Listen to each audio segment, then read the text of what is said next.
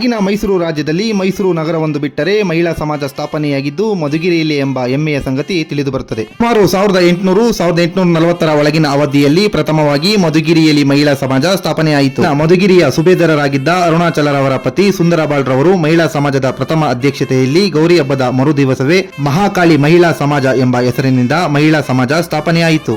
ಈ ಸಮಾಜಕ್ಕೆ ಶ್ರೀಮತಿ ಸುಂದರಬಾಳ್ ಅಧ್ಯಕ್ಷಿಣಿಯಾಗಿ, ಅರ್ಚಕರ ವಿಶಾರದಮ್ಮ ಕಾರ್ಯದರ್ಶಿಯಾಗಿ, ಚೆನ್ನಸಾಗರದ ಸರ್ವೇಶಗೌಡರ ಹೆಂಡತಿ ಕುಂಭಾವತಿ ಖಜಾಂಚಿಯಾಗಿ ಆಯ್ಕೆಯಾಗುತ್ತಾರೆ. ಸದಸ್ಯರಾಗಿ ಮೂಲೆಮನೆ ರಾಜೀವ ಲಕ್ಷ್ಮಮ್ಮ, ಸಿಹಿನೀರುಬಾವಿ ಮುನಿಗಂಗಮ್ಮ, ಬಸದಿ ಸೌಭಾಗ್ಯಮ್ಮ, ಮಠದ ಮಹಾದೇವಮ್ಮ, ವಿಮಲ ಪಿಳ್ಳೈ, ಮುದ್ದು ಗೌರಮ್ಮ, ಬಣ್ಣದ ಮನೆ ಶಿವರುದ್ರಮ್ಮ, ಬಿಯಾರದ ಹೊನ್ನಮ್ಮ ಮತ್ತು ಆರಡಿ ತುಳಜಮ್ಮ ಇವರು ಆಯ್ಕೆಯಾಗುತ್ತಾರೆ.